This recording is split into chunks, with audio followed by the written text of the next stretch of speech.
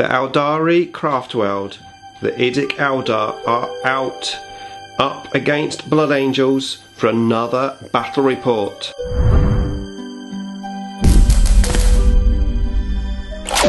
Nick speaking, and welcome to this video. Right, another battle report for you. This time Eldar, yes Eldar, not Aeldari, versus Blood Angels.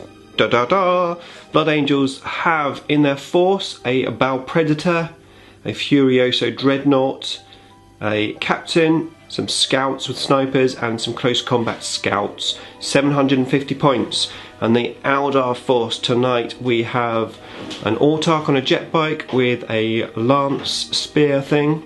We've got some Rangers, 5 Rangers there. We've got a 10-man squad of Dire Avengers with an Exarch, Shimmer Shield and Power Sword. We've got a Fire Prism and we've got a Wave Serpent with Bright Lances. We've got some buildings set up. This is our board 4x4 and we are playing a made up mission called Space Junk. So one objective in the middle, it's going to scatter at the beginning of every turn. From turn 2 onwards, it's going to scatter 2 d6 inches. So it should be an interesting game.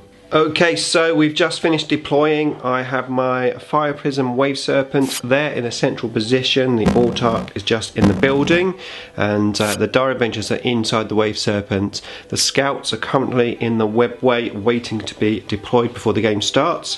And the Blood Angels are on this side. We've got basically everything there. Everything's deployed in that building. Apart from the unpainted Scouts, they're hiding. They're hiding over there. Right, okay, so I did deploy first, or finish deploying first, so I get +1 to the dice roll, so let's find out who is going to be going first. I got a 6, and the Blood Angels got a 1. These are painted, by the way, silver. Oh, they're painted silver, yeah, okay. They just look like they're not painted. Okay, now we're going to seize the initiative with the Blood Angels' lucky red dice, and it's another 1. We'll be fine. Okay, so it's going to be Eldar turn 1. Okay, so Eldar turn 1, and the Rangers came down here from the webway portal. I didn't actually place them very well because they were out of range of the character by 2 inches, so I had to shoot them into the Dreadnought instead, but totally whiffed the rolls. However, I did a lot better here with the tanks. I pushed forward the Wave Serpent and the Autarch just went behind them. I then opened up the Bright Lances and the Shuriken Cannon onto the tank. The Bright Lances took the Predator down to 1 wound. I rolled really well, and then the Shuriken Cannon took the last wound off.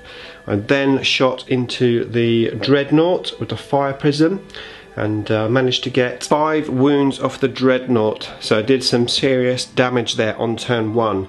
Right, let's see what damage the Blood Angels can do on their turn 1. Okay, so Blood Angels turn 1, and this week not holding back. The Dread here advancing 5 inches and moving 6 inches to the middle of the table. The Captain is just hiding in the building, and the Scouts moved and opened up fire on to my Rangers there, and as you can see they all survived the volley from the shots, and that was it. So we're going to get this objective scattering now, so it's going to scatter 2d6. Let's find out what direction it's going, and the Captain is very happy. It's just moved 11 inches towards him. Okay, more to come. Okay, so Eldar turn 2. I didn't move at all, just getting the most out of my guns. The Furioso had popped smoke, which made it a little bit more difficult for me to shoot him, but I still managed to kill him with the Wave Serpent with the Bright Lances. And then the Fire Prism shot into the building at the Scouts, managed to kill 2 Scouts with the dispersed shots, and then the Rangers on the building there shot into the Scouts behind that building, and I managed to kill 1 with a mortal wound. And that was it. So we're going to move on now to Blood Angels turn 2.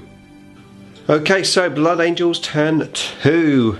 The scouts and the captain just hiding as best as possible in the building. The scouts behind that building shot up into my rangers, and again my camo cloaks just saving me. Right, let's find out which direction this is going to scatter. These guys here are hoping it's towards them. It's not quite, it's going backwards. Okay.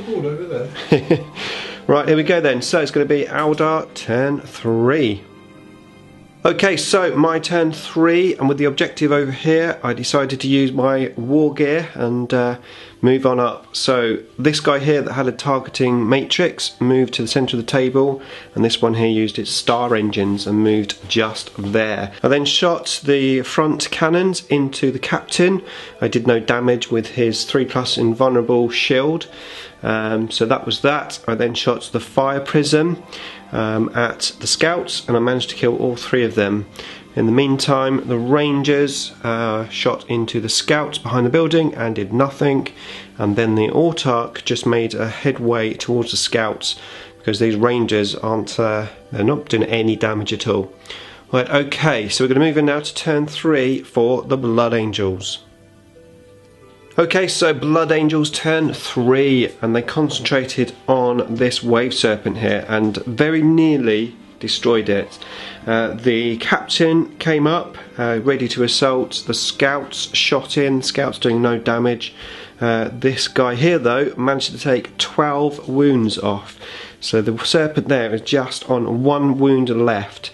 So that was the maximum damage that character could do, and they did well. So we are now going to find out and see where this is going to scatter. It's going to stay where it is. Okay, right, we're going to move in then. Turn 4 for the Eldar. Okay, so the Eldar turn 4. I disembarked the Die Avengers and then moved the Wave Serpent away from the combat. I brought the Autarch just around the corner there. He shot into the scouts, killed a couple. And then over here I split fire with the fire prism, shot the small guns at the captain. I did nothing, shot the big gun over at the scouts and finished them off. I then shot the Dire Avengers into the captain, got him down to 1 wound, and then just obliterated him with a Bright Lance. And that is the end of the Blood Angels, nothing left. So it's going to be an Eldar victory. So I hope you enjoyed the battle report. Beam me up.